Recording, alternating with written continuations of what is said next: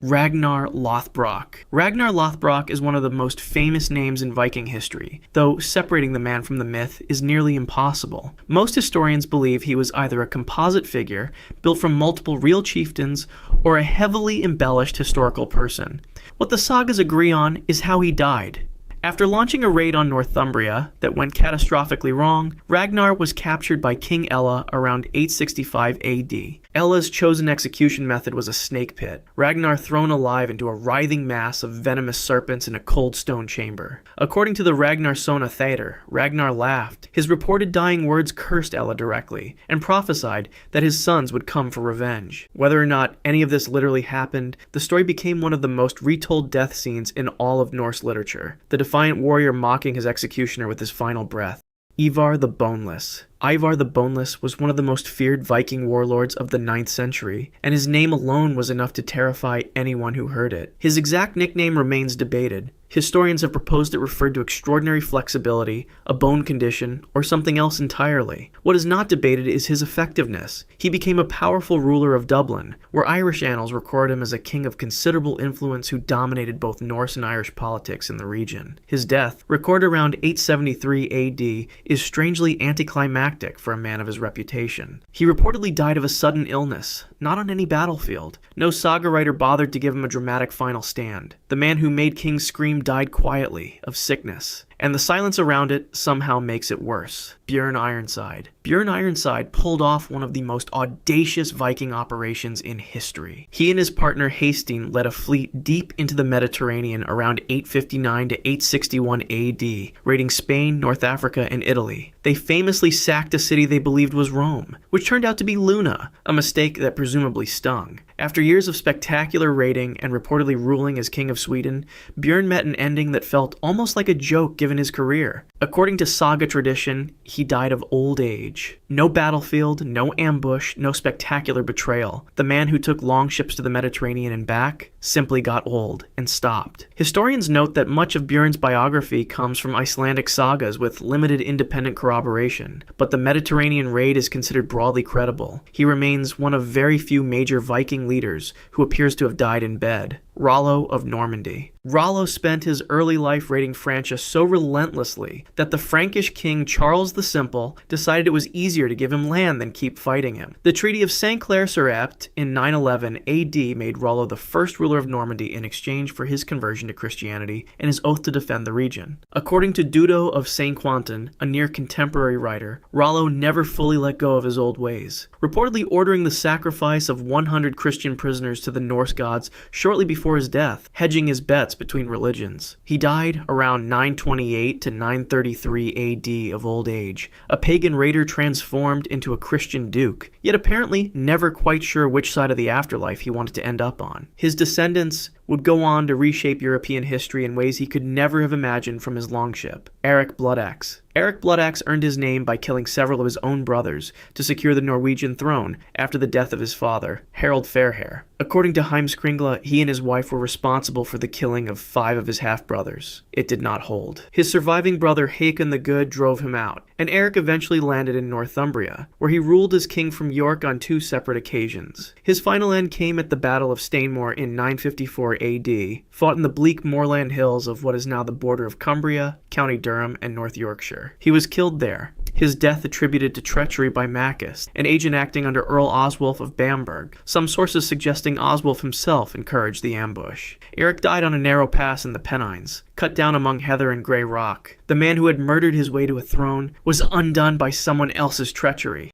Harald Bluetooth. Harald Bluetooth united the Danish tribes, extended his reach into Norway, and oversaw the Christianization of Denmark, an achievement he commemorated on the famous Jelling Stones, which still stand in Jutland today. His downfall came from inside his own hall. His son Sweyn Forkbeard led a revolt against him, and Harald was wounded in the fighting. He fled Denmark entirely, and died in exile around 986 AD in Pomerania, modern-day Poland, far from the kingdom he had spent his life building. He died of his wounds on a foreign shore, abandoned by his own people in favor of his own son. On a lighter note, the Bluetooth wireless technology you use every day is named after him. The logo combines his runic initials in a way that would likely confuse him entirely. Leif Erikson. Leif Erikson sailed west from Greenland around 1000 AD and reached a land he called Vinland, almost certainly the coast of North America, confirmed by the Norse archaeological site at L'Anse aux Meadows in Newfoundland, Canada, nearly 500 years before Columbus. He converted to Christianity and brought the faith back to Greenland at his mother's encouragement.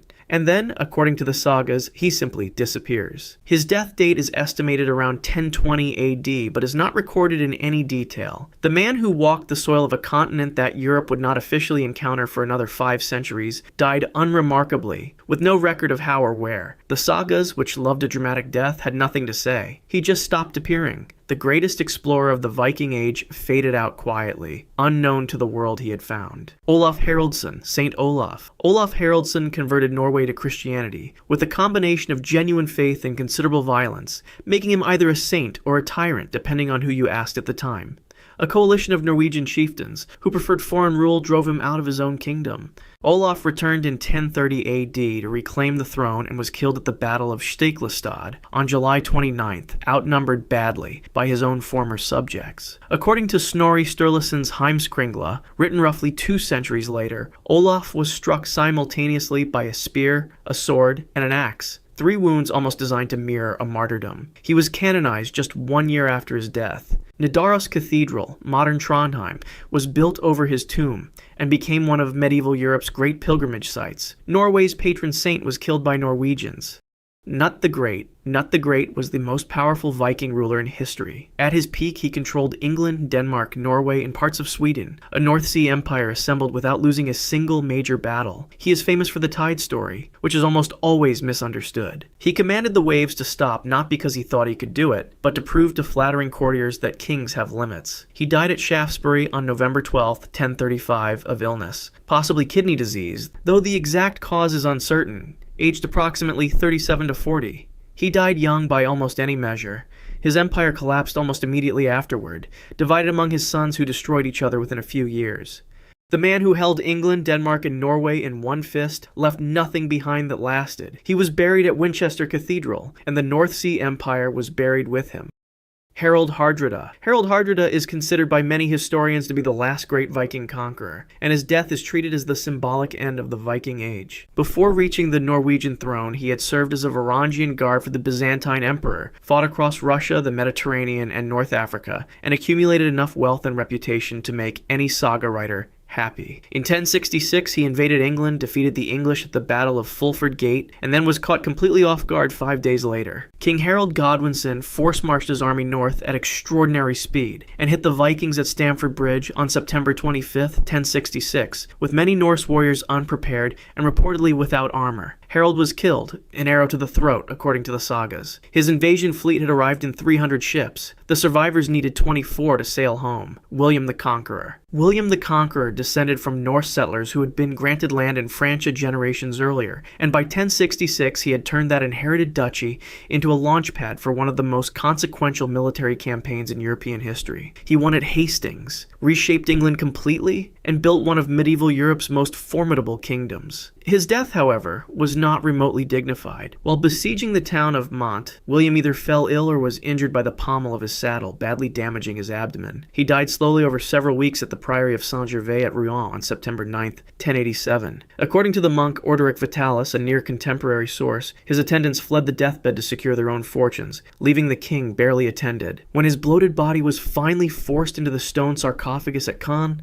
it reportedly burst. The conqueror of England received the least dignified burial in royal history. Châlus-Chabrol, 12 days. Richard I was King of England and one of the most recognized military commanders of the Crusades. In March of 1199, he was not fighting in the Holy Land. He was in the Limousin region of France, besieging a minor castle called Châlus-Chabrol. The siege was unremarkable. The castle was small. Its garrison was thin. On the evening of March 26th, Richard rode out to observe the fortifications without wearing full armor. A lone crossbow crossbowmen on the castle wall released a bolt. It struck Richard in the left shoulder. The wound was treated, but in the days that followed, it became infected. According to contemporary chronicles, including the account of Roger of Howden, gangrene set in. Surgeons attempted to remove the bolt and treat the wound, but the infection had spread too far. Richard lingered for 12 days. By the time his mother, Eleanor of Aquitaine, arrived at his bedside, there was nothing more to be done. He died on April 6, 1199. Contemporary chronicles record that before he died, Richard asked for the crossbowman to be brought before him. The man, identified in some accounts as Pierre Bazile, reportedly said he had fired the bolt because Richard had killed his father and his brothers. According to the same accounts, Richard forgave him and ordered him released. After Richard's death, those orders were not carried out. Mercenaries in the camp had the crossbowman game overed. Richard's body was divided according to the customs of the period. His heart was sent to Rouen. His entrails were buried at Châlus. His body was interred at Fontevraud Abbey in Anjou beside his father. Drowning at Sala, Frederick I, Holy Roman Emperor, was the most powerful ruler in Europe when he set out on the Third Crusade in 1189. He led the largest Christian army assembled for any crusade, tens of thousands of soldiers marching overland through the Balkans and into Anatolia. By June of 1190, the army had crossed much of southern Anatolia and reached the Salaf River near the town of Silifke. The river crossing stood between Frederick and the remaining march toward the Holy Land. On June 10th, Frederick entered the river. What happened next is disputed across the sources that documented it. Some accounts describe his horse throwing him mid-crossing. Others suggest he had gone to bathe or swim across separately from the main crossing. The Muslim chronicler Ibn al-Athir noted that the water at the crossing point was reportedly shallow. No single account provides a complete picture, and contemporary sources do not agree on the precise circumstances. What the sources agree on is the outcome. Frederick drowned. He was pulled from the water, but he could not be revived. The Holy Roman Emperor was dead before his army reached the Crusader states. The consequences followed immediately. The German Crusader force, which had been the largest single army of the entire campaign, largely dissolved. Some soldiers turned back toward Europe. Others continued by sea in reduced numbers. The force that had set out as the most formidable component of the Third Crusade never arrived intact in the Holy Land. Frederick's body was preserved for transport. According to chronicles of the period, his bones were carried forward to Antioch, where they were buried. The army he had led across a continent had effectively ceased to exist at the riverbank, where he died. Plague at Antioch. Ademar of Le Puy was a French bishop appointed by Pope Urban II as the papal legate of the First Crusade. His role was both spiritual and practical. He served as the senior religious authority on the campaign and as a mediator among the Crusader nobles, who frequently quarreled over strategy, supplies, and authority. By the summer of 1098, the First Crusade had achieved its most significant victory to date. After a grueling siege lasting nearly 8 months, the Crusader army had taken Antioch in June. It was a turning point. Jerusalem, the ultimate destination, was still ahead, but the army had broken through one of the most fortified cities in the region. What followed the victory was not celebration. The army remained inside Antioch through the summer, and conditions inside the city deteriorated. Food was scarce. The summer heat was severe. A disease outbreak moved through the Crusader camp. The Gesta Francorum, one of the primary contemporary accounts of the First Crusade, documents that Ademar died on August 1st, 1098, during this outbreak. The exact nature of the illness is not specified in the sources. He died in Antioch, weeks after the city had fallen. His death removed the one figure who held consistent authority across the divided Crusader leadership. He had not been a military commander, but he had been the common point of reference for nobles who trusted no one else. The Gesta Francorum and other contemporary chronicles note his passing as a significant loss to the campaign. The Crusader army remained at Antioch for several more months before resuming the march toward Jerusalem. They arrived at the city's walls in June of 1099, nearly a year after Ademar had died. Jerusalem, 1 year. Godfrey of Bouillon led the final assault on Jerusalem in July of 1099. When the city fell, he was offered the title of king. He declined it, accepting instead the designation of Advocate of the Holy Sepulchre.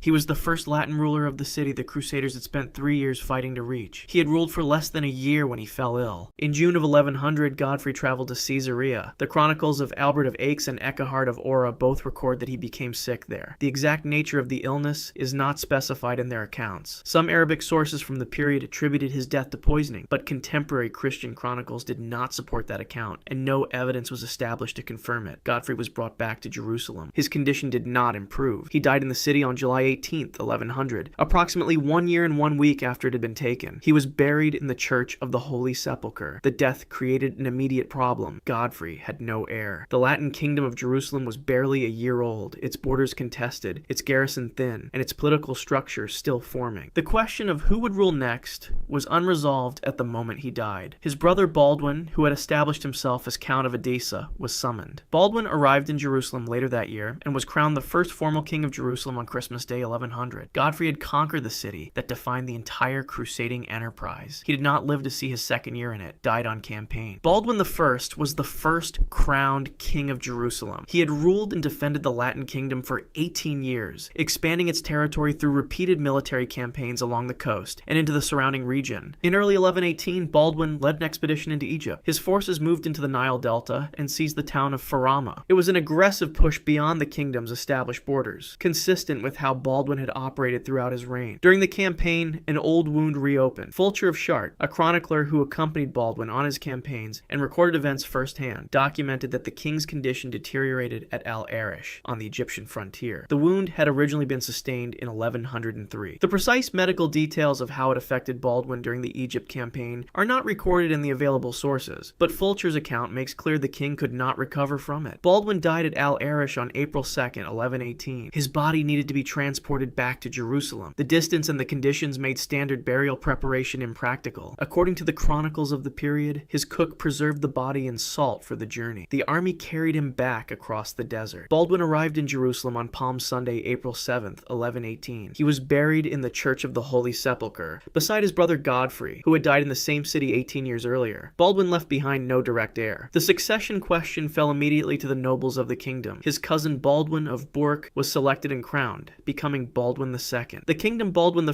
had spent nearly 2 decades building passed to another man, within days of his body reaching the city. Saladin's tent at Hattin. Raynald of Châtillon was the lord of Kerak, a castle that sat directly across one of the most traveled trade routes in the region. For years, he had used that position to raid Muslim caravans passing through, repeatedly violating the truces that held the fragile peace between the Crusader states and Saladin's forces. On one occasion, according to multiple Muslim chroniclers, a caravan carrying Saladin's sister was among those attacked. Saladin had sworn publicly to kill Raynald himself. On July 4th, 1187, the Crusader army was destroyed at the Battle of Hattin, near the Sea of Galilee. Saladin's forces had surrounded the Crusaders on a waterless plateau and dismantled them over the course of a single day. Among the prisoners taken afterward were King Guy of Lusignan and Raynald. Both men were brought to Saladin's tent. The eyewitness chronicler Imad ad-Din al-Isfahani, who was present, recorded what followed. According to his account, King Guy was offered water as a gesture of hospitality. Saladin intervened before Raynald could receive the same. Under the codes of the period, offering a prisoner water constituted a grant of protection. Saladin had no intention of extending that to Raynald. Saladin personally game-overed Raynald in the tent. Ibn al-Athir and Baha ad-Din, 2 further Muslim chroniclers who documented the events at Hattin, corroborate the account. King Guy was spared and later released. Raynald was not. The Battle of Hattin effectively ended the Crusader kingdom's military capacity. Jerusalem fell to Saladin that same year in October of 1187. The campaign that led directly to that outcome had been provoked in significant part by Raynald's years of raids and broken agreements. Tripoli after Hattin. Raymond III was the Count of Tripoli and one of the most senior lords in the Crusader states. In the months leading up to the summer of 1187, he had been among the most vocal opponents of engaging Saladin's army in open battle. When King Guy of Lusignan made the decision to march toward the horns of Hattin, Raymond argued against it. He predicted the army would be destroyed if it advanced across waterless ground toward a prepared enemy. He was correct. On July 4th, 1187, the Crusader army was encircled and dismantled at Hattin. Raymond escaped. He led a cavalry charge early in the engagement that broke through Saladin's lines and allowed him to ride clear of the battlefield. It was one of the very few escapes from a field that claimed nearly the entire Crusader military force. He rode to Tripoli. Chronicles of the period record that Raymond died later in 1187 from pleurisy, an inflammation of the lung lining. The exact timeline of his illness relative to the battle is not precisely established in the available sources. He did not recover. Whether Raymond lived long enough to learn of Jerusalem's fall in October of 1187 is not confirmed in the sources. His death closed a long factional dispute that had run through the leadership of the Crusader states for years. Raymond had represented one side of that conflict, consistently opposing King Guy's authority and military judgment. The outcome at Hattin had vindicated his position entirely. He did not survive to act on that vindication or to take part in whatever response the remaining Crusader lords might mount. He died in the city that bore his title, weeks or months after the kingdom he had tried to protect ceased to exist in any meaningful form. Tunis, 8th Crusade. Louis IX was king of France and had already led one crusade before organizing a second. He landed his army on the North African coast near Tunis in July of 1270. The stated intention was to move from there toward Egypt and eventually the Holy Land. The army made camp outside Tunis in the middle of summer. The heat was severe. Clean water was difficult to obtain. Within weeks of landing, disease spread through the camp. Contemporary accounts by Jean de Joinville and Geoffrey of Beaulieu, both of whom documented documented Louis's life and campaigns, record that the army suffered heavily from the conditions. Louis fell ill. His son John Tristan, who was with him on the campaign, died from the same outbreak before his father. Louis IX died on August 25th, 1270. The cause recorded in the sources was dysentery. Centuries later, forensic analysis of his preserved jawbone suggested he may also have been suffering from scurvy at the time of his death. That finding comes from modern examination, not from the accounts of those present. His body was prepared for the journey back to Europe using a method known at the time as mos teutonicus, a process of boiling the remains to separate and preserve the bones for transport over long distances. His entrails were buried in Tunis. His heart was taken to Monreale Cathedral in Sicily. His bones were carried to Saint-Denis in Paris, the traditional burial place of French kings. His death ended the Eighth Crusade immediately. The army, already weakened by disease and the loss of its king, had no reason to remain. It withdrew without engaging in further military operations. Louis was canonized by Pope Boniface VIII in 1397. François l'Olonnais,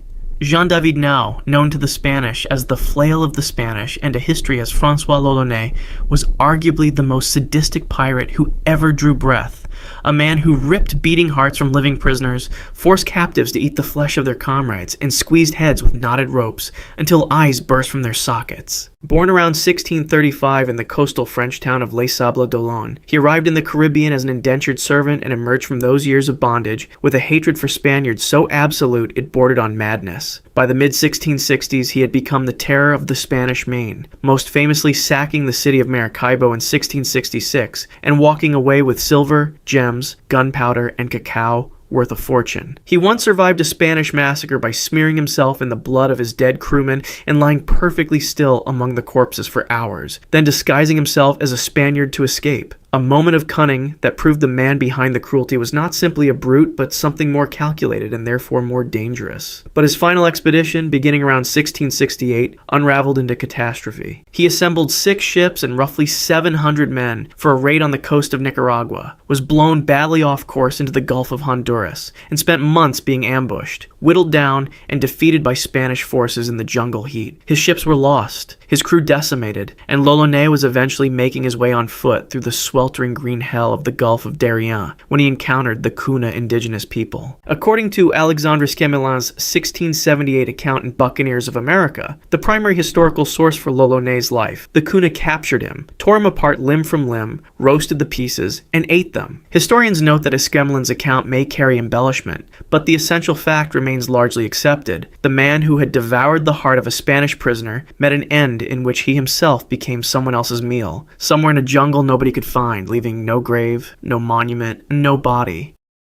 Henry Morgan. Henry Morgan is the only man on this list who died in a bed, in a house he owned, on an island he helped govern. And that fact alone tells you everything about how different his story is from everyone else's. Born in Wales around 1635, Morgan arrived in the Caribbean as a young laborer and clawed his way up through the brutal hierarchy of buccaneering until he was leading fleets of hundreds of men against Spanish colonial cities across the Caribbean. His most audacious act came in 1671, when he marched an army of roughly 1,400 men across the Isthmus of Panama through jungle and swamp, stormed Panama City, at the time one of the wealthiest cities in the Americas, and burned it to the ground, walking away with a staggering haul of silver and gold. England and Spain were technically at peace when he did it, which should have ended him. He was arrested, shipped to London, and fully expected to be tried and executed. Instead, because Spain had been making trouble and England needed a useful man in the Caribbean, Morgan was knighted by King Charles II in 1674 and sent back to Jamaica as its lieutenant governor, a promotion so absurd it reads like satire. He spent his final years doing something morally remarkable for a former pirate, hunting down and hanging the very men who had once sailed under him. He grew enormously fat, his legs swelled with dropsy, a condition we would now recognize as edema, almost certainly caused by severe liver damage from decades of heavy drinking, likely compounded by tuberculosis. And he died on August 25th, 1688, surrounded by physicians who could do little for him. He was buried with full state honors at Port Royal, Jamaica. Then on June 7th, 1692, an earthquake measuring an estimated magnitude of 7.5 dropped 2/3 of Port Royal into the Caribbean Sea in under 2 minutes, and Morgan's grave went with it. The most successful buccaneer in history ended up precisely where the ocean put him. Samuel Bellamy. Samuel Bellamy, known as Black Sam, spent barely a year as a pirate captain, and in that time became the wealthiest pirate in recorded history. Forbes estimated his total plunder at the equivalent of roughly $120 million in 2008 terms, seized from more than 53 ships across the West Indies and the American eastern seaboard. Born around 1689 in Devon, England, Bellamy was a self-styled man of principle among criminals, once telling a captured merchant captain that the authorities who condemned pirates were villains who robbed the poor under the cover of law, while pirates plundered the rich more honestly. His prize ship was the Whydah Galley, a former slave ship he captured in February 1717, as it returned to England carrying the profits from 312 enslaved Africans sold in Jamaica. He converted it into his flagship, mounting it with 28 cannons and cramming its hold with gold bars, silver coins, ivory, and jewelry. He was sailing that ship with 146 men aboard northward along the American coast in late April 1717 when the weather turned. On the night of April 26th, a violent nor'easter came screaming in off Cape Cod, Massachusetts, with winds that drove walls of black water across the deck and waves estimated at over 30 feet. The Whydah, heavily laden with plunder and sailing too close to shore, was picked up by the storm and smashed onto a sandbar near Wellfleet in water only about 16 feet deep. The ship rolled, her mast snapped, and she broke apart in minutes. Of the 146 men aboard, exactly 2 survived. Bellamy's body was never recovered. The wreck lay buried and forgotten beneath Cape Cod sand for 267 years, until underwater explorer Barry Clifford rediscovered it in 1984. The only Golden Age pirate shipwreck ever positively identified, yielding thousands of artifacts including pistols, cannons, navigational instruments, and a bronze ship's bell cast in 1716, engraved with the words, "The Whydah Galley." The richest pirate who ever lived drowned in 16 feet of cold Massachusetts water at approximately 28 years old. Blackbeard. Edward Teach, or Thatch, the spelling varies across contemporary documents, built the most terrifying personal brand in the history of piracy almost entirely through theater. He grew his coarse black beard long, braided it into sections tied with dark ribbons, and before battle he tucked slow-burning hemp fuses under the brim of his hat so that smoke curled up around his face in gray coils, giving him the appearance of a man with his head on fire, a demon climbing out of hell through the gun smoke. Remarkably, for all this performance, there is no confirmed historical account of Blackbeard ever killing a captive. His weapon was terror, and it worked so efficiently that most ships surrendered without a shot. By May 1718, he had parlayed that reputation into something extraordinary. His small fleet of ships blockaded the entire port of Charleston, South Carolina, holding a major colonial city hostage for nearly a week and extracting a ransom of medical supplies. He accepted a royal pardon shortly after, settled in Bath, North Carolina, and reportedly married his 14th wife by some accounts. Then he went straight back to piracy. Virginia Governor Alexander Spotswood convinced Blackbeard was a permanent threat to Atlantic shipping and, some historians argue, motivated partly by the prospect of seizing pirate treasure, dispatched Lieutenant Robert Maynard from Williamsburg on November 17, 1718, with 2 small shallow draft sloops called Ranger and Jane, carrying roughly 60 men total and no cannons at all, just personal weapons, muskets, and the element of surprise. By the evening of November 21st, Maynard's force had found Blackbeard anchored in the shallow, twisting channels of Ocracoke Inlet, his crew drinking through the night, unaware. The battle the next morning was savage. Blackbeard's broadside from the Adventure killed or wounded nearly a third of Maynard's force in a single volley. Maynard ordered his surviving men below deck to feign defeat. Blackbeard boarded, and the men surged back up into close quarters, fighting on a deck slick with blood. Maynard and Blackbeard fought personally. Maynard wounded him with a pistol shot, but his sword broke in the exchange, and a Scottish Highlander among the crew stepped in to deliver the final cuts to Blackbeard's throat. By the time it was over, Blackbeard had absorbed 5 musket ball wounds and approximately 20 sword and cutlass lacerations before his body finally stopped. His head was severed with a broadsword hung from Maynard's bowsprit, and his body was thrown into the Sound. Local legend holds that his headless body swam 3 times around the ship before sinking. Stede Bonnet. Stede Bonnet was a retired British Army major, a wealthy plantation owner in Barbados with a large estate, a respectable family, and absolutely no reason to become a pirate. And yet, in 1717, he spent approximately 1,700 pounds of his own money, the equivalent of perhaps $400,000 today, to buy and outfit a 10-gun sloop he named Revenge, hired a crew of 70 men, and sailed off into a career he was spectacularly unqualified for. He had never commanded a vessel. His crew must have wondered what they had gotten themselves into almost immediately. He fell in with Blackbeard, who recognized Bonnet's incompetence and essentially took command of Bonnet's own ship, relegating the Major, as his men called him, to a passenger on his own vessel, wandering the decks reading books from his personal library while Blackbeard ran everything. When Bonnet finally operated independently, he captured a handful of small vessels, but within months was run down by Colonel William Rhett of Charleston, who caught him after an 8-hour battle in the Cape Fear River in late September 1718. Bonnet had declared he would blow up the ship before he surrendered. His crew voted him down and gave themselves up. At his trial in Charleston, Bonnet blamed everything on Blackbeard and appealed to his education and social standing for mercy, a strategy that impressed no one. His men were hanged first, one group at a time, while his own trial dragged on through October and into December. When they finally hanged Stede Bonnet on December 10th, 1718, eyewitnesses reported he was weeping and clutching a small bouquet of flowers, a gentleman to the end, or at least attempting to be. He was buried in the marsh below the low water mark outside Charleston, the traditional dishonoring of a pirate's body, in the saltwater mud where no headstone would ever stand. Blackbeard had been dead for 6 weeks already. The Golden Age, it turned out, had very little mercy for amateurs. Calico Jack. John Rackham earned his nickname from the brightly colored calico cotton clothing he wore, a fashion choice that in the grim, salt-encrusted world of Golden Age piracy stood out like a signal flare. He rose to captain through one of the more audacious crew votes of the era. In November 1718, his captain Charles Vane refused to attack a well-armed French man of war, citing the odds, and Rackham led the crew in voting Vane off his own ship for cowardice, assuming command himself on the spot. His piracy was never on the scale of a Blackbeard or a Bartholomew Roberts. He preyed mostly on small fishing vessels and modest trading ships around Jamaica and Cuba, but his legacy was inflated dramatically by the two people sailing alongside him. Anne Bonny, his partner, and Mary Red, who had disguised herself as a man to join the crew. Both women, by contemporary accounts, fought considerably harder than most of the men. Rackham's end came swiftly in late October 1720, when a Royal Navy sloop under Captain Jonathan Barnett surprised his vessel at anchor off the coast of Jamaica. The accounts are not kind to him.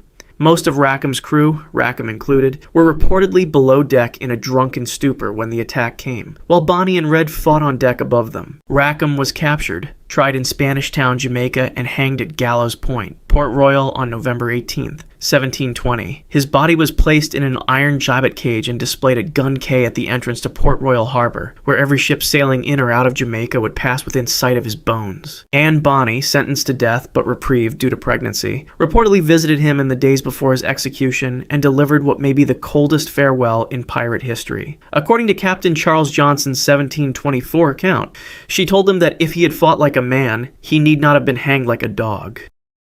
Charles Vane. Charles Vane holds the distinction of being perhaps the only pirate in this entire list who was voted off his own ship before he was hanged, a humiliation that says everything about how a man's crew viewed him. In 1718, when Governor Woodes Rogers arrived at Nassau in the Bahamas carrying a royal pardon and the full weight of the crown behind him, every significant pirate in the harbor accepted the deal. Vane fired his cannons at Rogers' ship and sailed out through the night, the single pirate who genuinely refused, an act of theatrical defiance that made him briefly legendary. He was genuinely violent toward captives, regularly torturing prisoners and breaking his own promises of mercy, and his crew tolerated this. But when he encountered a powerful French man of war in November 1718 and declined to attack it, calling the risk too great, his quartermaster John Rackham led an immediate vote and had him deposed for cowardice. They put him off with a small sloop and a fraction of the crew, and Rackham took command. Vane was not finished, however. He resumed piracy with his small crew until a hurricane, probably in late 1718 or early 1719 somewhere in the Bay of Honduras, wrecked his ship entirely. He was the sole survivor, washed up on a small uninhabited island with nothing, surviving alone for weeks by catching turtles and whatever he could find. He was eventually spotted by a passing ship whose captain recognized him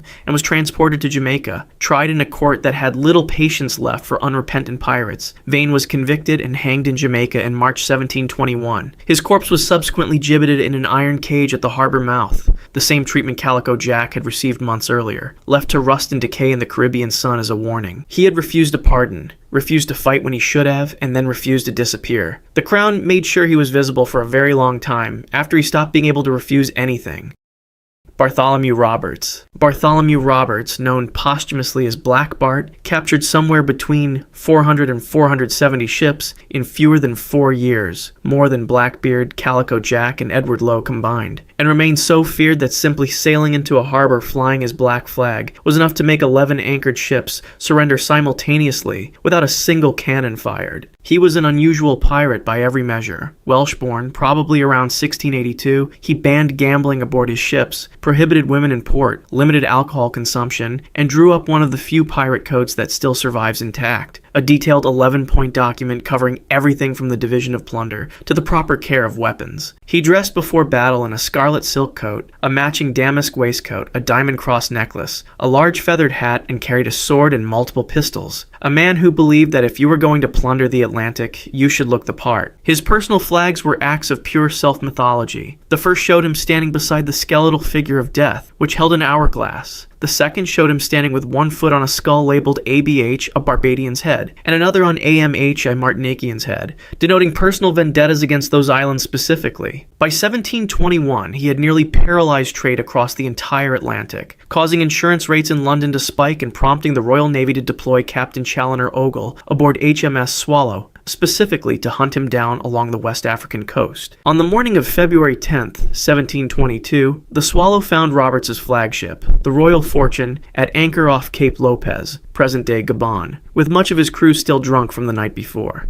Roberts was on deck in full dress when a broadside from the Swallow raked the ship, and a single piece of grapeshot tore through his throat. He was dead almost instantly. His crew, honoring a standing order he had given, weighted his body in his scarlet coat, his feathered hat, and all his jewelry, and threw him into the grey Atlantic before Ogle could claim the corpse as a trophy. His body was never recovered. The man who had taken close to 500 prizes and declared that a short life but a merry one shall be his motto was gone in seconds, buried at sea by his own crew somewhere off the coast of Africa, with no marker and no grave.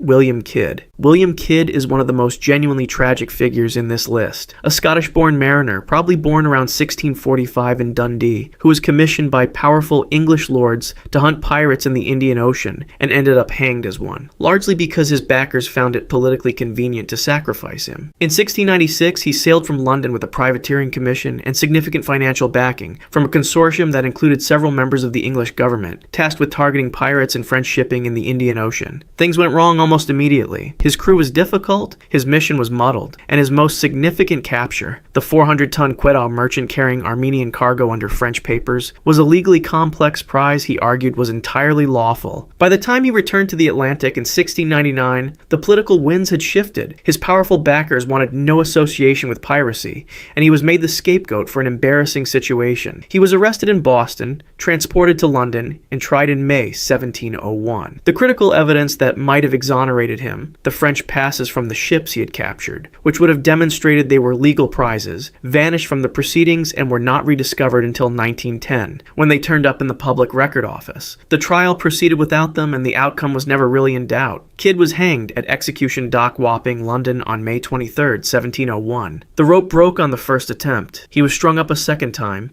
After death, his body was coated in tar, wrapped in iron chains, and suspended in a gibbet cage over the River Thames at Tilbury Point, where it was left to rot through roughly 3 tidal cycles, a period that stretched into years, directly in the sightline of every ship entering or leaving the port of London. The wreck of his ship, the Quedah Merchant, was found off the coast of the Dominican Republic in 2007, still lying where his crew beached and abandoned it in 1699. Edward Lowe. Edward Lowe was born in the Westminster district of London around 1690 and became what historians and contemporaries alike described as one of the most purely sadistic men to command a ship. Not ruthless in the calculating way of Roberts, not theatrical in the way of Blackbeard, but genuinely inventively cruel in ways that made other pirates uncomfortable. He cut off the ears of a Portuguese captain and forced him to eat them with salt and pepper as seasoning. He roasted a French chef alive over an open fire, reportedly observing that the man was a greasy fellow who would fry well. He forced a captive to consume the heart of a fellow prisoner. He killed entire crews after promising them mercy, laughed, and moved to the next ship. Between 1721 and 1724, he captured and brutalized over 100 vessels across the Caribbean and Eastern Atlantic, and was feared in a way that even hardened pirates found excessive. His end, appropriately, came from his own men. In 1724, his crew had finally had enough. Accounts suggest they mutinied and set him adrift in a small open boat somewhere in the Atlantic, with minimal supplies, leaving him to whatever the ocean chose to do with him. Here, however, the historical record fractures. Some sources, including a period account, state he was picked up shortly after by a French vessel whose crew recognized him and hanged him in Martinique sometime around 1724, with no ceremony and no trial. Other sources, including the Royal Museum's Greenwich, state only that he is believed to have ended his days in Brazil, with no confirmed record of his death. The man who had documented his cruelties across dozens of ships simply vanishes from history, which in some ways is more unsettling than a clean execution. No gibbet, no date, no headstone, no confirmation that he ever stopped.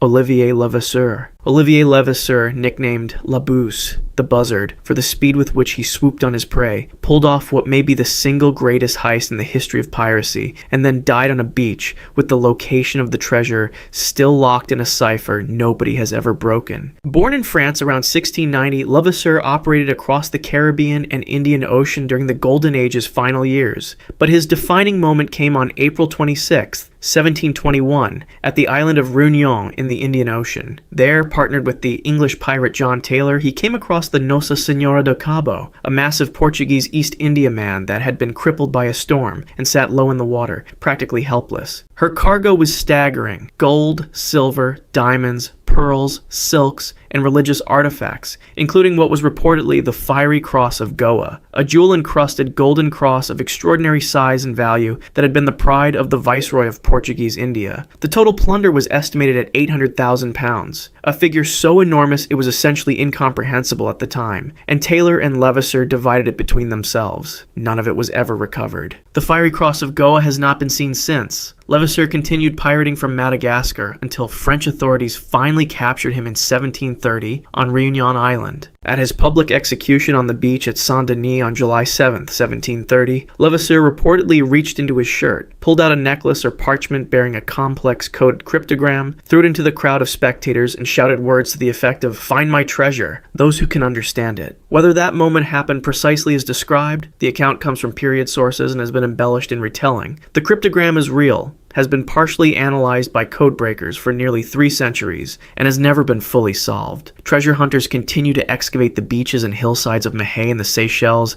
and other Indian Ocean islands to this day. The Buzzard left the world on a rope and left everyone else still looking.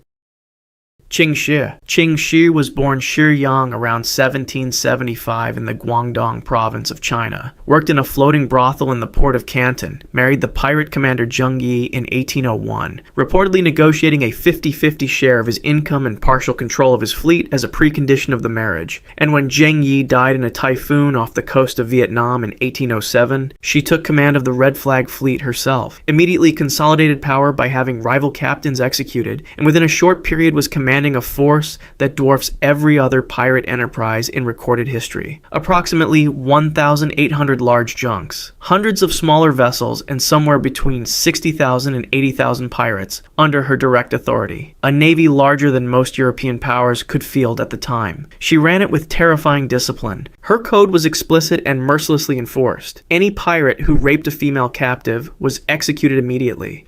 Male pirates who took women as concubines without following proper procedure were put to death. Deserters had their ears cut off in front of the entire fleet and were sent back to their home villages as living warnings. The Qing dynasty sent fleets against her. The Portuguese navy tried to stop her. The British East India Company weighed its options. All of them failed. She was simply too large, too organized, and too ruthless to defeat by conventional means. In 1810, the Qing government did the only thing left to do. They offered her a negotiated peace. The terms she extracted were extraordinary. The vast majority of her crew kept their weapons, their ships, and their plunder, and were absorbed directly into the imperial military. Ching Shih herself retired with complete immunity, her accumulated wealth intact, and suffered no legal consequences whatsoever for 9 years of large-scale piracy against multiple governments. She moved to Macau, opened a gambling house, raised her children, and lived for another 3 decades. She died peacefully around 1844 at approximately 69 years old. Every other captain in this video died by cannon fire, grape shot, a broken rope, a Spanish cannibal's fire, a nor'easter off Cape Cod, or an iron gibbet rusting over a harbor. The most powerful pirate who ever commanded a fleet died in bed, in her own house, of old age, having beaten everyone. Hugh de Payens. Hugh de Payens, the co-founder and first Grand Master of the Knights Templar, died in 1136, after approximately 18 years, leading the order he built from nothing. And he did something almost no major Templar leader after him managed to do. He died in bed. That quiet, unremarkable death stands as one of the most striking contrasts in the entire history of the Order, because the institution Hugh created would go on to consume nearly everyone who led it, chewing through Grand Masters in battles, sieges, and eventually on a burning scaffold in Paris. Hugh had arrived in Jerusalem around 1119 with a small band of knights, perhaps 8 or 9 in total, and convinced King Baldwin II to grant them quarters on the Temple Mount, the Templum Salomonis, from which the order took its name. The early years were austere almost beyond belief. The knights were so poor that 2 men reportedly shared a single horse, an image that became the iconic symbol on the Templar seal. Hugh spent the next decade and a half transforming that tiny brotherhood into a papally recognized military order, traveling to Europe in 1127 to recruit members and lobby for institutional legitimacy, which he secured at the Council of Troyes in 1129 with the formal approval of the Templar rule, drafted with the help of Bernard of Clairvaux. By the time Hugh died, he had turned a handful of knights guarding pilgrims into something Europe had never quite seen before, a permanent standing military force answerable directly to the Pope. His burial location remains uncertain, with some sources suggesting a site near Jerusalem and others placing him at a Templar preceptory in Europe, but the historical record does not confirm it clearly. What the record does confirm is that the man who launched 2 centuries of Templar history exited it gently, leaving behind an institution that most of its future leaders would not be so lucky to outlive. Robert de Craon. Robert de Craon, the second Grand Master of the Knights Templar, died in 1149 of natural causes, and like his predecessor, he departed without a sword wound to show for it, though his contribution to the Order's power was arguably just as foundational as anything accomplished on a battlefield. Where Hugh de Payens built the Order's identity, Robert built its legal armor. In 1139, he secured from Pope Innocent II the papal bull known as Omni Datum Optimum, a document that transformed the Templars from a respected military brotherhood into something closer to a sovereign institution operating within the church, but largely above the reach of local bishops and kings. The bull exempted Templars from paying tithes, allowed them to build their own churches, and crucially placed them under the direct authority of the Pope alone, meaning no local bishop could discipline them, no local lord could tax them, and no regional church could interfere with their operations. It was an extraordinary legal achievement, the kind that redrew power maps without a single cavalry charge. Robert's tenure as Grand Master from 1136 to 1149 also overlapped with the Second Crusade, the massive and ultimately disastrous campaign launched in response to the fall of Edessa in 1144. The Templars participated in that campaign, and Robert's leadership helped stabilize the Order's military role during a period of enormous strategic pressure. His death came at the end of a tenure defined more by institutional architecture than by personal heroism, but the structure he built, legally untouchable, directly papal, financially privileged, would give the Order the muscle to operate as a trans-European power for the next century and a half. The cause of his death is not precisely recorded, and no contemporary source describes the circumstances in dramatic detail, which is itself telling. He was an administrator and a diplomat who died as one. Everard des Barres. Everard des Barres achieved something almost unique among Templar Grand Masters. He left the job voluntarily, walked into a monastery, and died there roughly 2 decades later in 1174, having traded the white mantle of a Templar knight for the habit of a Cistercian monk. He served as Grand Master from 1149 to 1152, and his tenure was defined almost entirely by the Second Crusade, specifically by witnessing its catastrophic collapse at the Siege of Damascus in July 1148, a campaign so badly coordinated and so thoroughly undermined by political infighting among the Crusader leaders that it ended in humiliating retreat after just 4 days of actual siege operations. Everard had been closely attached to King Louis VII of France throughout the Crusade, and his organizational ability reportedly helped keep the French army functional during the long, brutal march through Anatolia, where Crusaders died in enormous numbers from Turkish ambushes and starvation. Contemporary accounts suggest Louis VII had significant personal respect for him. But whatever Everard experienced during the Second Crusade, the weight waste, the death, the political cynicism that turned a holy war into a diplomatic embarrassment appears to have broken something in him spiritually. Within 3 years of the campaign's failure, he resigned the Grand Mastership, an act with almost no parallel in the order's history, and entered the Cistercian order, whose founder Bernard of Clairvaux had been instrumental in giving the Templars their rule and their theological identity. The precise circumstances of his death around 1174 are not well documented, and no dramatic scene attaches to it. He was simply a man who had seen enough of the world's violence, decided the sword was not his vocation after all, and spent his final years in the quiet rhythm of monastic life, prayer, silence, and the slow passing of time, far from Jerusalem. Gerard de Ridefort. Gerard de Ridefort died at the Siege of Acre in 1189, killed in a sortie outside the city walls, and while that death sounds honorable enough for a Grand Master of the Templars, it came at the end of a career so catastrophically destructive that many historians hold him personally responsible for the single greatest military disaster in the history of the Crusader states. De Ridefort became Grand Master in 1185, and within 2 years had helped engineer the conditions for the Battle of Hattin on July 4th, 1187. A defeat so total, so irreversible, that it effectively ended Christian military control of the Holy Land for generations. The background involves a succession crisis in the Kingdom of Jerusalem, and a critical strategic debate. When Saladin's forces besieged Tiberias, Raymond III of Tripoli, one of the most experienced Crusader commanders alive, argued that the army should hold its position and not march across the waterless plateau of Galilee in July. He pointed out that Saladin was baiting them and that the heat and lack of water would destroy any army that took the bait. De Ridefort, driven by personal animosity toward Raymond and an almost reckless confidence, pushed King Guy of Lusignan to march. The army marched. Over 2 days of thirst, exhaustion, and relentless Seljuk harassment, the Crusader force collapsed on the volcanic hillsides called the Horns of Hattin. Saladin's forces surrounded them completely. The True Cross, which the Crusaders had carried into battle as a spiritual guarantee of divine protection, was captured. Somewhere between 200 and 230 Templar and Hospitaller prisoners were executed by Saladin's order after the battle, beheaded by Sufi volunteers who reportedly competed for the honor. De Ridefort himself was captured but ransomed, a decision by Saladin whose rationale historians still debate, while his knights died around him. Jerusalem fell on October 2nd, 1187. De Ridefort returned to lead the Templars again, which is itself remarkable, and met his end 2 years later outside Acre, reportedly killed when a sortie beyond the city walls went wrong. The exact method of his death varies by source. Some say beheaded, some say killed in combat, but the manner matters less than the legacy. The man who helped lose Jerusalem died fighting, which was more than some thought he deserved.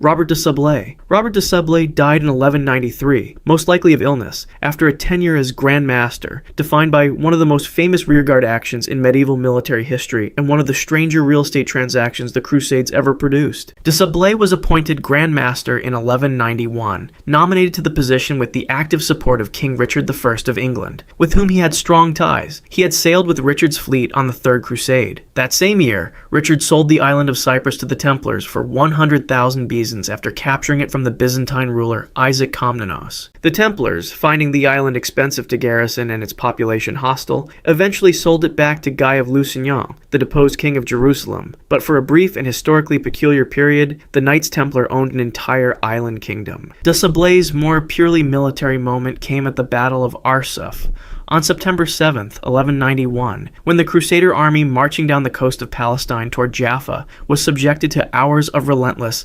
Mamluk and Seljuk cavalry harassment, designed to break their formation and provoke a premature charge. The Templars held the rearguard, the most exposed, most punished position in the column, and maintained their discipline under repeated waves of arrows and cavalry strikes, with a steadiness that contemporary chroniclers specifically praised. When the charge finally came, it helped shatter Saladin's force and produce one of Richard's most complete battlefield victories. De Sublé died roughly 2 years later, and though the precise cause is not clearly documented in surviving sources, illness was the most common killer of Crusaders in the East, cutting down men that no army could touch. His death was quiet compared to what the role would increasingly demand of those who followed him.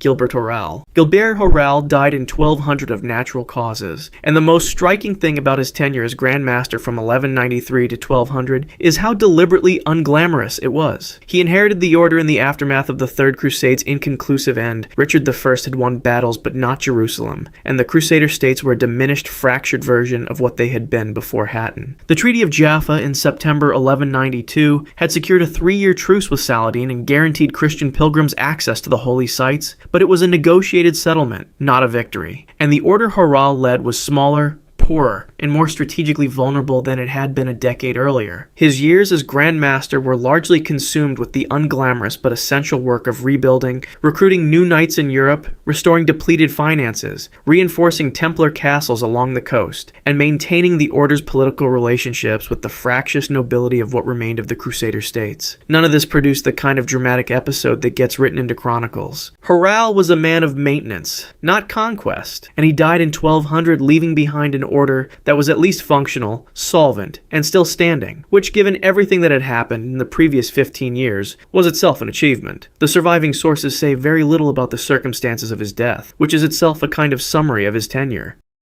Philip du Plessis. Philip du Plessis served as Grand Master from 1201 to 1209 and died of natural causes, but his years leading the order coincided with an event so damaging to the entire concept of the crusading movement that its shadow fell over everything the Templars attempted for the remainder of their existence. The Fourth Crusade, launched in 1202, was supposed to strike Egypt and cut off the Ayyubid Sultanate's strategic base. Instead, through a series of financial obligations, political maneuvers, and the ambitions of the Venetian Doge Enrico Dandolo, it ended with the crusading army sacking Constantinople in April 1204, the capital of Christian Byzantium, the city that had been the eastern bulwark of Christendom for centuries, looted and burned by men who had taken the cross in the name of God. The Templars were not significantly involved in this diversion. They maintained their focus on the Holy Land and kept their forces in the east. But the Fourth Crusade's catastrophe fractured the moral and political unity that the crusading ideal depended on, and it weakened Byzantium so comprehensively that the empire never fully recovered, a wound that would have long-term consequences for Christian resistance to Islamic expansion in the east. Du Plessis navigated all of this from a position of organizational steadiness, keeping the order oriented toward its original mission while the broader crusading world descended into chaos and self-interest. His death in 1209 went unrecorded in any dramatic way, which places him firmly in the category of Grand Masters who held the line without the line holding them back.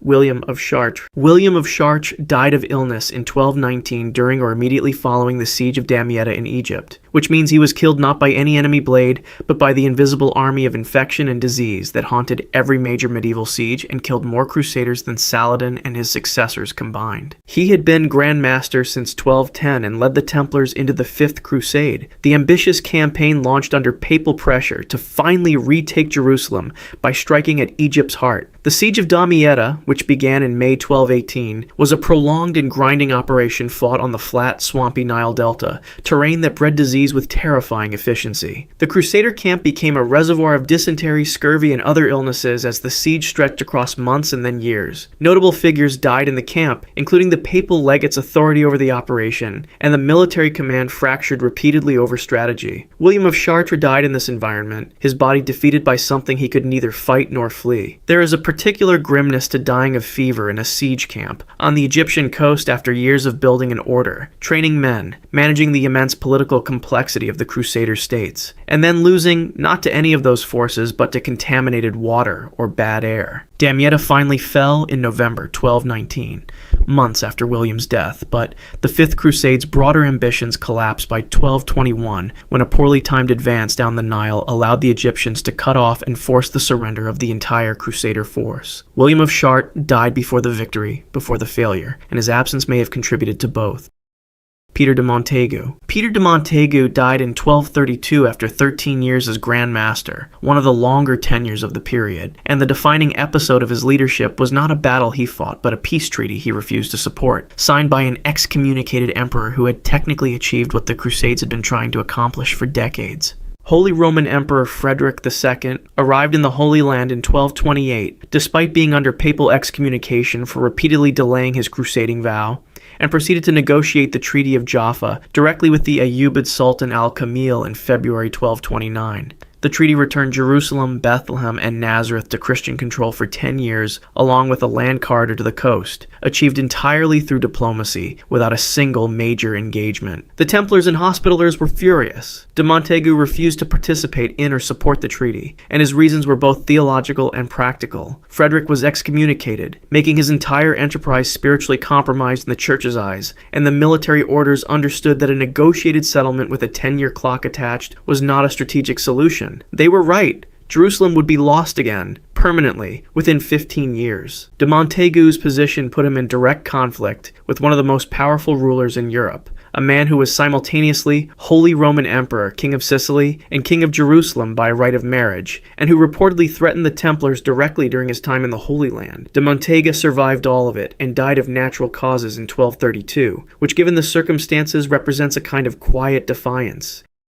Armand de Périgord. Armand de Périgord led the Templars into one of the worst military catastrophes in their history, the Battle of La Fourby on October 17th and 18th, 1244, and his precise fate afterward remains one of the genuine historical mysteries of the crusading era. He had been Grand Master since 1232, and his tenure saw the acceleration of the order's strategic deterioration. In August 1244, the Khwarezmian Turks, mercenary forces unleashed by the Ayyubid Sultan as Salih, sacked Jerusalem, slaughtering Christian inhabitants and desecrating the Church of the Holy Sepulchre. Jerusalem, already lost once, then briefly recovered through Frederick II's treaty, was now gone again, and this time the loss was violent. 2 months later, the combined force of Crusader Knights, Templars, Hospitallers, and allied Ayyubid Muslim factions faced the Khwarezmians and their Egyptian allies on the plains near Gaza. The battle was a complete annihilation. Contemporary sources estimate that somewhere between 300 and 400 Templar Knights rode into that engagement. Approximately 33 survived. The Hospitaller losses were similarly catastrophic, and the broader Crusader alliance essentially ceased to exist as a functioning military force after La Fourby. What happened to de Périgord himself is unclear. Some accounts suggest he was captured and died in Egyptian captivity. Others indicate he may have been killed during the battle itself. The historical record does not settle the question definitively, and no reliable contemporary source provides a clear account of his end. What is certain is that, after La Fourby, he disappeared from history, and the order he led never truly recovered the military capacity it had possessed before that October plain swallowed most of its knights.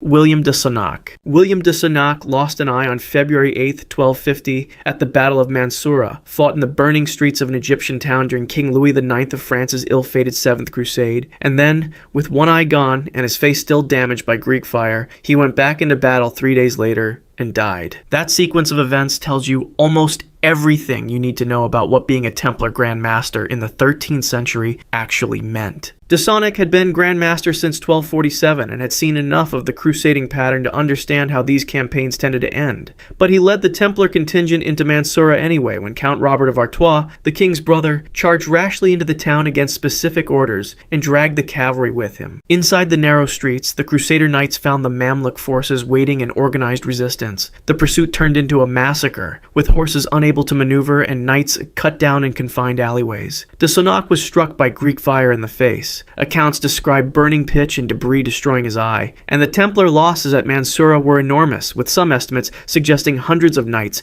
killed in a single afternoon. Contemporary chronicler Jean de Joinville, who was present on the campaign and knew the participants personally, recorded the scale of the disaster in detail. De Sonnac returned to the fighting on February 11th at the Battle of Farescourt, still wounded, and was killed there. Louis IX himself was captured in April, ransomed for an enormous sum, and the 7th Crusade ended as a military failure. De Sonnac died the way the ideal Templar knight was supposed to die, fighting, wounded, refusing to stop, and the tragedy is that none of it mattered strategically. The crusade was already lost. Thomas Berard. Thomas Berard died of natural causes in 1273 after 17 years as Grand Master, which made him one of the longest-serving leaders in the Order's final period, and the world he watched from that position was one in which the foundations of the Crusader presence in the Near East were being systematically demolished. His tenure began in 1256 and ran through some of the most turbulent decades in medieval Near Eastern history. The Mongol invasions under Hulagu Khan swept through Baghdad in 1258, destroying the Abbasid Caliphate in a catastrophe that reshaped Islamic civilization, and the Mongol forces advanced toward Palestine with a momentum that seemed unstoppable. Then, on September 3, 1260, at the Battle of Ain Jalut in Galilee, the Mamluk Sultan Qutuz and his general Baybars defeated the Mongols, the first significant Mongol military defeat, and in doing so established the Mamluks as the dominant military power in the region. For the Crusader states, the Mongol-Mamluk dynamic was a complex political landscape to navigate, with various Templar commanders at different points, maintaining cautious neutrality or limited cooperation with Mongol forces, while facing the Mamluks as their primary existential threat. threat. Baybars, who became sultan after assassinating Qutuz, launched a systematic campaign to eliminate the remaining Crusader fortresses, taking Caesarea in 1265, Arsuf in 1265, and Antioch, one of the original and most important Crusader cities, in 1268. Berard watched the map shrink around him, fortress by fortress, and died in 1273, with the coastline of the Crusader states reduced to a narrow strip. His natural death, quiet and undocumented, is almost surreal against that backdrop. Guillaume de Beaujeu. Guillaume de Beaujeu was killed on May 18th, 1291, on the walls of Acre, the last major city of the Crusader states, struck by a Mamluk projectile, reportedly a javelin or arrow, under his arm, where his armor left him exposed as he raised his arm during the fighting. He had reportedly said he would not leave the walls. He did not. The fall of Acre is one of the defining catastrophes of medieval history, the moment when 2 centuries of European military presence in the Holy Land ended not in a negotiated retreat, but in the destruction of the city itself. The Mamluk Sultan al-Ashraf Khalil had besieged Acre with an enormous army beginning in April 1291, and the city, with a population estimated at more than 40,000, became the site of desperate last-stand fighting as the outer walls were breached and the Mamluk forces pushed into the city street by street. De Beaujeu had served as Grand Master since 1273 and had spent 18 years watching the Crusader position contract to this final point. When told to retreat as the walls were collapsing, contemporary accounts record that he gestured to show he was already mortally wounded and was carried from the battlements,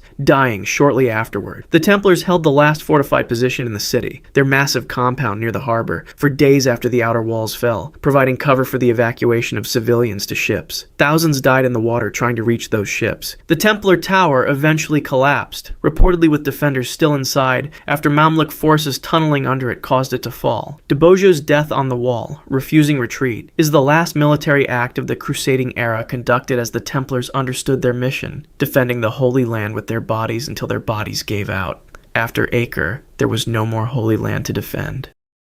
Jacques de Molay. Jacques de Molay, the last Grand Master of the Knights Templar, was burned alive on a small island in the Seine River in Paris on March 18, 1314, on a slow fire built deliberately low to extend the dying. And from those flames, according to tradition, he cursed both King Philip IV of France and Pope Clement V, summoning them before God's judgment within the year. Philip IV died on November 29, 1314. Clement V had already died on April 20th, 1314. Whether or not the curse was real, the timing has fascinated historians for 7 centuries. De Molay had been Grand Master since 1292, and had spent the years after the fall of Acre navigating the Order's increasingly impossible position, a military brotherhood whose entire purpose had been the defense of the Holy Land, now headquartered in Cyprus with no land left to defend, increasingly viewed by European monarchs as a wealthy, untaxable, papally protected institution that had outlived its usefulness. Philip IV of France was deeply in debt to the Templars and deeply interested in their assets. On Friday, October 13th, 1307, the Friday the 13th, whose connection to bad luck may or may not derive from this event, though historians debate the direct link. Philip's agents arrested Templars simultaneously across France in a single coordinated sweep.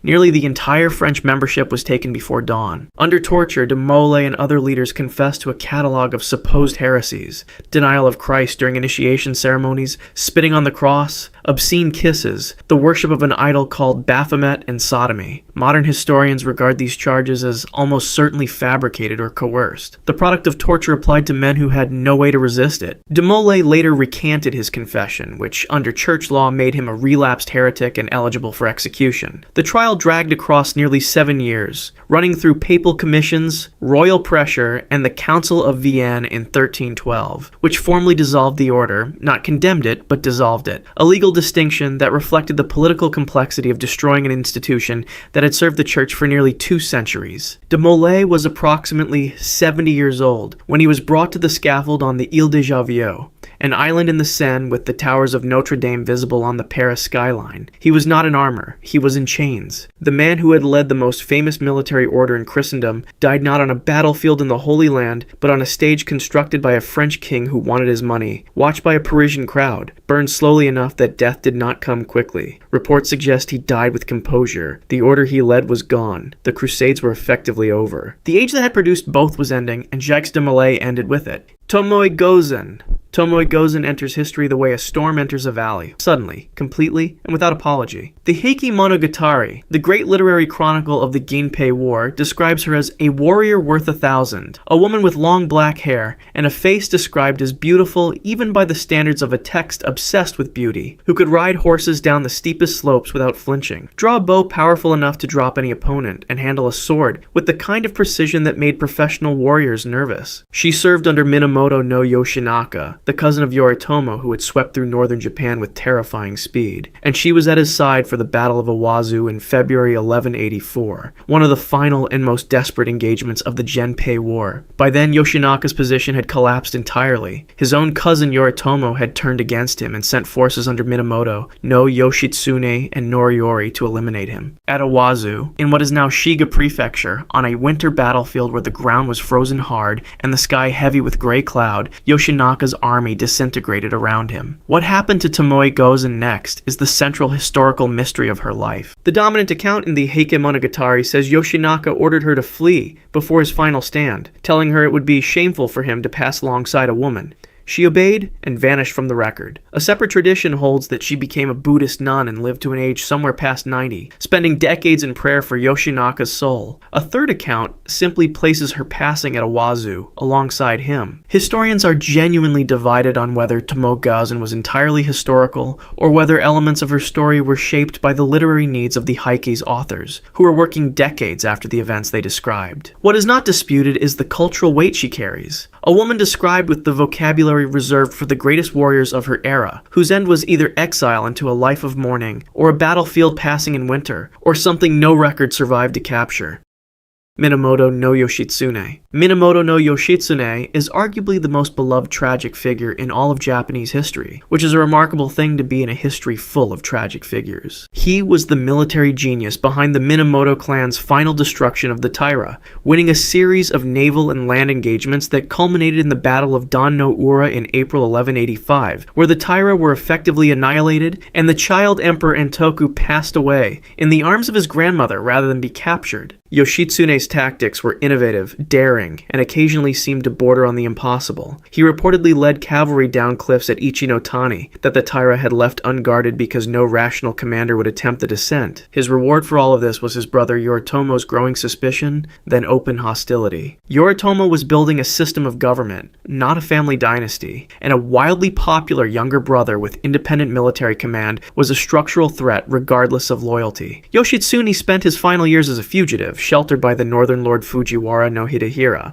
But when Hidehira passed away, his son Yasuhira folded under Yoritomo's pressure and turned against his guest. On June 15, 1189, Yoshitsune was cornered at Koromogawa no Tachi in the far north of Honshu, with nowhere left to run. He took the lives of his wife and young son himself to prevent their capture, then took his own life, one of the earliest well-documented instances of the practice in samurai history. He was approximately 30 years old. The gap between what he achieved and how he passed, hunted, betrayed, alone in a northern fortress, while his brother consolidated power from Kamakura, lodged itself permanently in the Japanese cultural imagination. There's even a persistent legend, entirely without historical credibility, but impossible to fully extinguish, that Yoshitsune did not pass at Koromogawa at all, but fled to the continent and eventually became Genghis Khan. That a story so impossible found such lasting life tells you everything about how unwilling Japanese culture was to accept the ending history actually gave him. Minamoto no Yoritomo. Minamoto no Yoritomo built the first shogunate, restructured Japanese governance around warrior administration, and effectively invented the political framework that would define Japan for the next 7 centuries. He survived betrayal, exile, the near total annihilation of his clan, and the constant dangerous politics of a country tearing itself apart. He then passed away in early 1199 under circumstances that historians still cannot fully resolve, following a fall from his horse at a bridge dedication ceremony.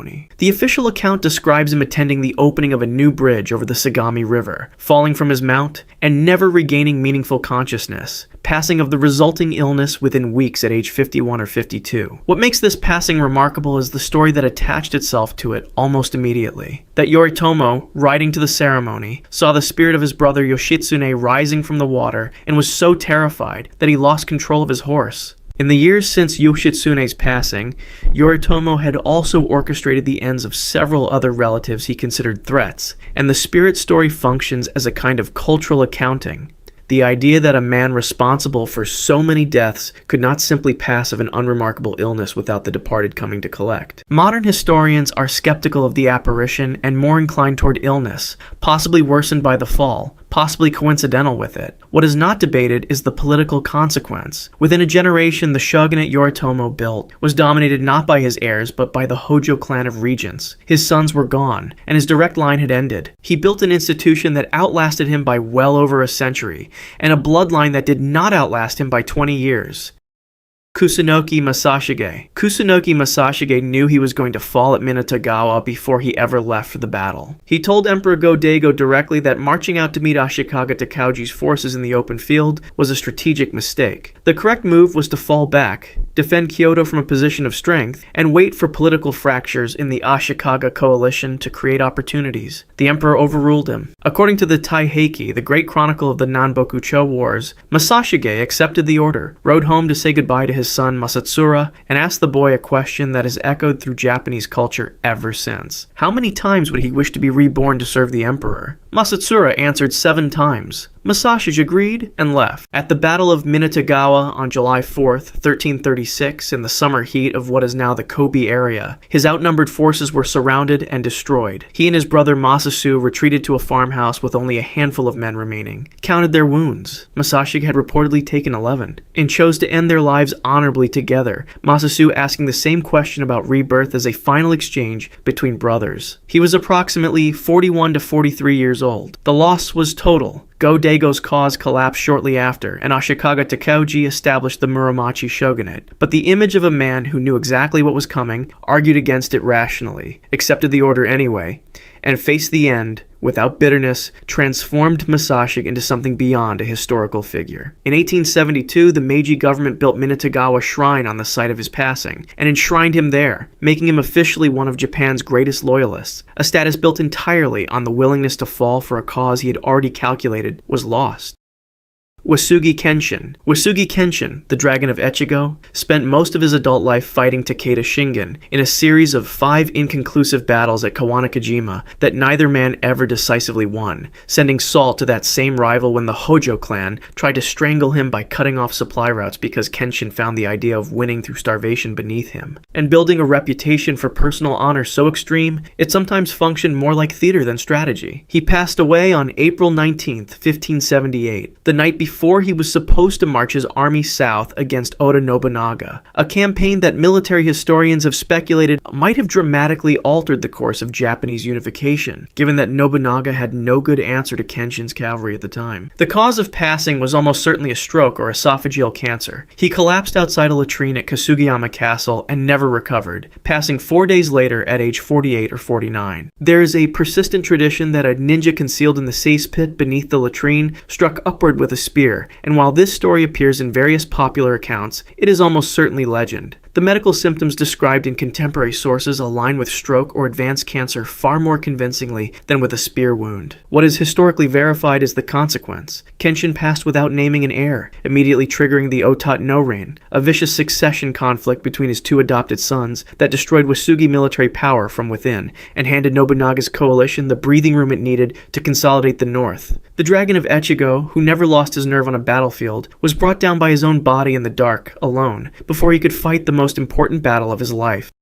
Takeda Shingen. Takeda Shingen, the Tiger of Kai, came closer to stopping Oda Nobunaga than almost anyone else in the Sengoku period, and he did it after already proving at the Battle of Mikitagahara in December 1572 that Tokugawa Ieyasu's forces were no obstacle at all. Ieyasu fled that battle so thoroughly that a famous story, possibly apocryphal, claims he soiled himself in the retreat. By the spring of 1573, Shingen was marching toward Kyoto with a massive army, and Nobunaga had very few good options remaining. Then Shingen passed away at Noda Castle in April 1573, besieging it at age 51 or 52, and the campaign dissolved. The official cause is contested. Most sources point to tuberculosis or a similar pulmonary illness that had been progressing for some time, while a competing tradition holds that a skilled marksman named Tsurimi Tsukimon, firing from within the besieged castle walls, struck him in the head or throat while Shingen sat listening to flute music drifting from inside the fortifications at night, the implication being that whoever was playing knew exactly what they were doing. Modern historians lean toward illness as the primary cause, with any wound being a secondary or coincidental factor. But the marksman's story has survived precisely because it is a better story. What followed his passing was extraordinary in its own right. His generals kept the passing secret for what some sources claim was up to 2 years, continuing military operations under the pretense that Shingen was still in command,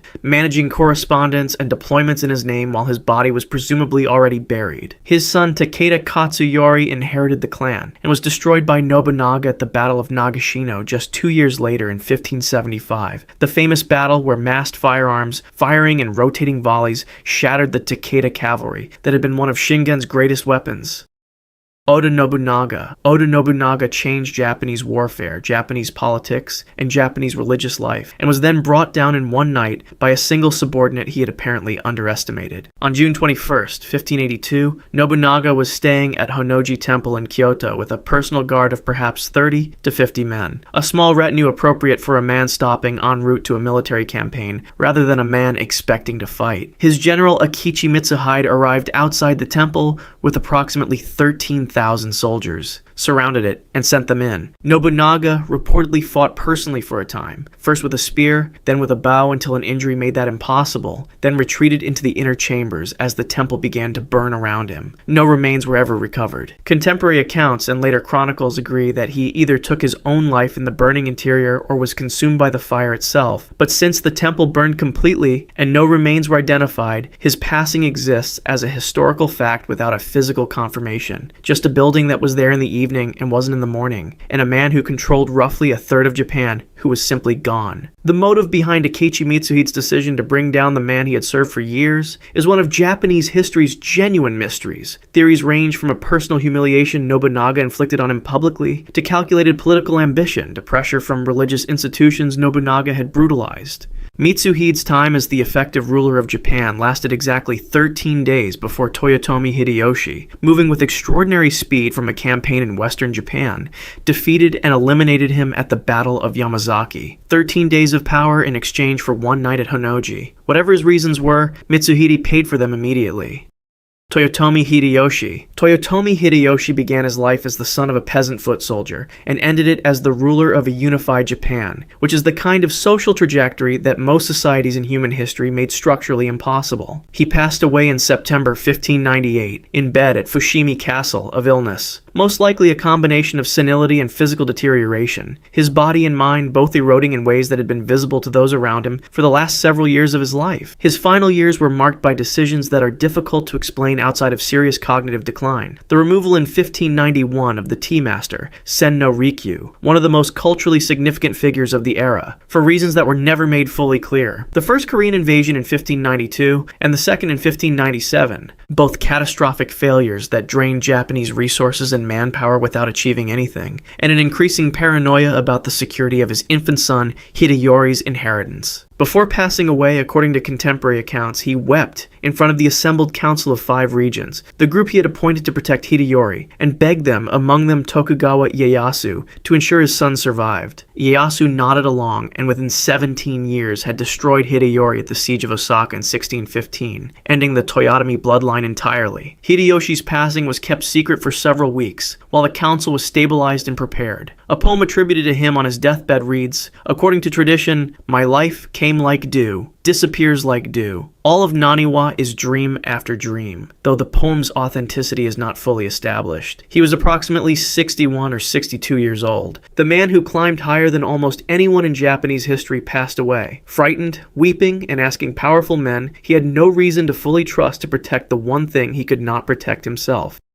Tokugawa Ieyasu. Tokugawa Ieyasu survived more near-fatal experiences than almost any figure in Sengoku history, and then passed away at age 73 of what traditional accounts attribute to eating too much sea bream, fried in rapeseed oil at a banquet in early 1616, which is either the most anticlimactic ending in samurai history, or a perfect illustration of the fact that even the most dangerous men are eventually undone by something ordinary. The fried fish story is widely repeated in Japanese historical tradition, but medically unconvincing. Modern historians lean towards stomach cancer or a similar abdominal illness, with the fish meal possibly triggering or worsening a condition that was already developing. The contrast between this ending and everything that preceded it is almost difficult to process. Ieyasu had fled the Battle of Mikitagahara in 1572, with Shingen's forces in pursuit, somehow survived the political chaos following Nobunaga's passing in 1582, built his power carefully and quietly through the 1590s while Hideyoshi was alive, then won everything at Sekigahara in October 1600 in a single day that settled the question of who would rule Japan for the next 2.5 centuries. He passed away 8 months after the siege of Osaka in 1615, where the last serious challenge to Tokugawa supremacy was eliminated and Hideyori brought down. He had made sure there was nothing unresolved. His passing was equally meticulous. His instructions for burial and posthumous veneration were detailed and prearranged,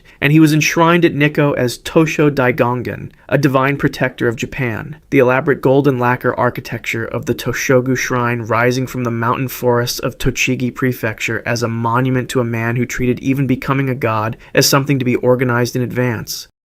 Honda Tadakatsu. Honda Tadakatsu fought in over 57 battles alongside Tokugawa Ieyasu. The exact number varies by source, but 57 is the figure most commonly cited in Japanese historical tradition, and according to those same sources never received a significant wound in any of them, earning the nickname the warrior who surpassed death, and a reputation so extreme that even Oda Nobunaga reportedly praised him as one of Japan's finest warriors, which was not a compliment Nobunaga distributed carelessly. His weapon was a legendary spear called Tanbukiri, the dragonfly cutter, named according to tradition because a dragonfly that landed on its blade was divided in half by its own weight, listed alongside Fujimusume and Audijin as one of Japan's 3 great spears. He was one of the 4 heavenly kings of the Tokugawa, alongside Inao Masa, Sakakibara Yasumasa, and Sasai Tadatsugu, and he was always at the front of the fighting in every major engagement of the Sengoku period, from the early Mikawa campaigns through Sekigahara in 1600. He did not fall in battle. He passed away in December 1610, at approximately 62 or 63 years old, of illness, and one account, appearing in several traditional sources, though its reliability is uncertain, claims that his health noticeably declined after he accidentally cut himself while carving or examining a piece of his own woodwork in retirement. The idea that a man who walked through 57 battles without serious injury was finally drawn blood by his own hobby in a quiet room is either a cruel joke from history or simply the way probability works when you give it enough time. After a life built entirely around the controlled application of force, Honda Tadakatsu was brought down by age and stillness, which may have been the only 2 enemies he was never trained to fight. Miyamoto Musashi. Miyamoto Musashi fought his most famous duel on April 13th, 1612, on a small island called Ganryujima in the strait between Honshu and Kyushu against the swordsman Sasaki Kojiro, who was considered his equal or superior by many observers at the time. Musashi arrived late, deliberately according to most accounts, having spent the boat ride to the island carving a replacement sword from one of the vessel's spare oars. Kojiro was waiting on the beach, furious at the delay, and the duel itself lasted only a moment. Musashi's wooden sword caught Kojiro at the temple and incapacitated him fatally. Kojiro's steel blade, longer than a standard sword, missed. According to tradition, Musashi then returned to the boat without looking back. He was approximately 28 years old. He spent the next 3 decades fighting, winning, studying, painting, and writing, engaging in what he claimed were over 60 duels across Japan, and besting every opponent, then slowly transitioning into a philosopher swordsman, whose later works on strategy, aesthetics, and the nature of martial discipline were as carefully constructed as anything he produced in combat. He passed away on June 13th, 1645, in Reigando Cave in Kumamoto Prefecture, where he had spent his final years in voluntary austerity. The Book of 5 Rings was completed approximately 2 weeks before his passing. His final philosophical text, the Dakido, 21 Precepts for Living, was written on May 12th, 1645, roughly a month before he passed, and contains lines like, "Do not seek pleasure for its own sake, and do not regret what you have done," which read differently when you know he wrote them while dying. The likely cause was thoracic cancer, based on a modern retrospective reading of the symptoms he described in his own writings: difficulty swallowing, pain, progressive weakness. He passed sitting upright in a formal position with his 2 swords placed beside him, having arranged his passing as carefully as he had arranged every duel that preceded it.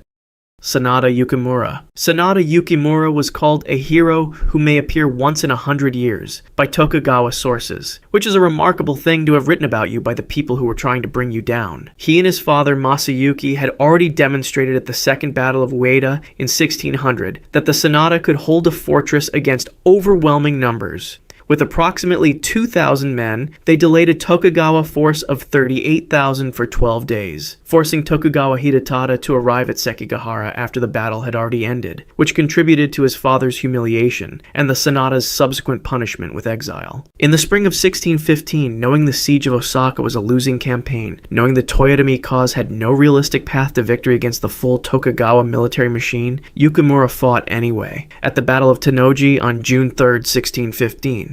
In what became the decisive engagement of the summer campaign of Osaka. He led a charge that broke through Tokugawa defensive lines and drove toward Ieyasu's own command post. Several sources, varying in their reliability, claim that Ieyasu's guard was overwhelmed enough in those moments that Ieyasu himself prepared to take his own life, believing the battle lost. Whether or not that is precisely true, the Tokugawa forces remembered the charge as the most dangerous moment of the day. Yukimura's unit was eventually destroyed around him. He retreated, exhausted and alone, to a shrine and sat down to rest. A Tokugawa soldier named Nishio Nizaemon found him there. According to tradition, Yukimura offered the man some tobacco, told him to take his head, and sat still. He was approximately 49 years old. He passed in the last significant battle fought by samurai forces against Tokugawa authority, having come closer than anyone else to making it mean something. Ai Naomasa. Naomasa commanded the most visually distinctive unit in Tokugawa service, every soldier in his formation outfitted in red lacquered armor, a choice so deliberate it functioned as psychological warfare before the first sword was drawn. The sight of an entire unit in blood red advancing across a gray battlefield was designed to unsettle, and by most contemporary accounts, it worked. Naomasa was one of Tokugawa Ieyasu's 4 heavenly kings, and arguably the most aggressive of the 4, always pressing forward, always among the first into an engagement. At the Battle of Sekigahara on October 21, 1600, arguably the most consequential single battle in Japanese history, he was struck by a musket ball during the fighting. The wound was serious, hitting the left arm and, according to some sources, part of the shoulder, but not immediately fatal, and Sekigahara was a Tokugawa victory, the decisive one that determined the political future of Japan. Naomasa survived the battle and was treated, but the wound never properly healed. He passed away on March 24, 1602, 18 months after Sekigahara, the injury having progressively deteriorated his health in ways that contemporary medicine could not address. He was approximately 41 years old. His passing is a reminder of something the aesthetics of samurai culture tend to obscure. The era of firearms changed the nature of wounds. A sword cut either ends things quickly or can sometimes be managed. A musket ball that lodges in the body, that cannot be fully removed, that affects the surrounding tissue over months. That is a different kind of passing, a slow erosion of the man who stood in red armor at Sekigahara and helped decide the future of Japan. He passed away in a room, not on a battlefield, 18 months after the war was won, which is not the end the red armor was built for. Tsukahara Bakuden. Tsukahara Bakuden is almost an anomaly in this list because his story is not fundamentally about how he passed. It is about the extraordinary fact that he survived everything long enough to pass naturally at all. He reportedly fought 37 duels without a single defeat and overcame over 200 enemies in battlefield engagements, numbers that come from Japanese traditional sources and cannot be independently verified but are consistent across multiple accounts. He trained 3 Ashikaga shoguns in swordsmanship, which speaks to a reputation that extended well beyond the warrior class, and he conducted 3 separate warrior pilgrimages across Japan, Mushashugyo, seeking out any swordsman worth challenging. His most famous story involves a braggart on a boat who challenged him, Bokuden agreed to a duel, suggested they fight on a small island visible from the boat, steered toward it, then stepped ashore as they arrived, while the braggart was still removing his sandals, and pushed the boat back into the current, stranding his challenger on the island, shouting back that this was his no sword school in action. Whether exactly true or not, the story captures something real about his philosophy, which was that the best outcome of any confrontation was the one where you didn't have to bleed at all. He survived the entire murderous chaos of the early to mid Sengoku period, outlived nearly every dangerous person he ever encountered, and passed away in 1571 at approximately 82 years old of natural causes in bed. 82 years old in 16th century Japan after a life of sustained conflict is not just longevity. It is a statistical event that borders on the absurd. He was not brought down by anyone. Nothing caught him. He simply ran out of time, which was the only opponent that ever managed it. Okita Soji. Okita Soji was probably the finest swordsman the Shinsengumi ever produced, which is saying something given that the Shinsengumi was assembled specifically by selecting from the best swordsmen in Japan. He was the captain of the first unit, responsible for some of the organization's most demanding close quarters work, and he fought in the Ikedaya incident on July 8, 1864. The raid on an anti-shogunate meeting in Kyoto that became the Shinsengumi's most famous single engagement. According to some accounts, Okita collapsed mid-battle at Ikedaya from a pulmonary hemorrhage, coughing blood. Other accounts dispute this or describe it differently. What is not disputed is that he had tuberculosis, a diagnosis that progressively stripped away the physical capacity of a man whose entire existence was built on physical precision. While the Shinsengumi fought its increasingly desperate rearguard campaign against the imperialist forces through 1867 and into 1868, Okita was confined to a doctor's house in Edo, his lungs failing, unable to participate in the battles his unit was losing. He passed away on July 19, 1868. The same year the Meiji Restoration transferred political power from the shogunate, the Shinsengumi had given everything to preserve. The Tokugawa era ended. The samurai era as a political reality ended with it. Okita was somewhere between 24 and 26 years old, depending on which of the disputed birth year accounts you accept. He never saw the new Japan. He passed away in a borrowed room in a city being renamed, having spent his brief adulthood defending an order that ceased to exist in the same season he did, the last of an era, fading quietly while history finished without him. If you want to see more, click the video on screen now.